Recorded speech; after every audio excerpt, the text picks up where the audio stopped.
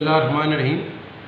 फैसला आबाद के शहरियों को फैसला आबाद पुलिस की तरफ से और मेरी तरफ से एडवांस ईद मुबारक।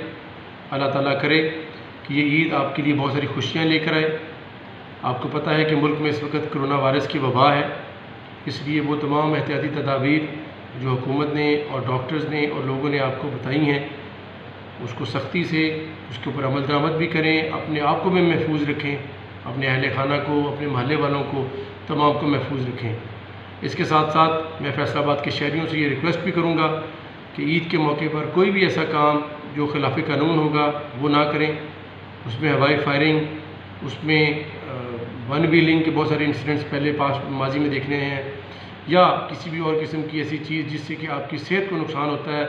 जिस तरह के बहुत सारे वाक़यात पहले किसी जगह पर देसी शराब पीने के या और इस तरह की अनलॉफुल एक्टिविटीज़ के ज़रिए से इंसानी जान को नुकसान पहुँचता, वो ना करें।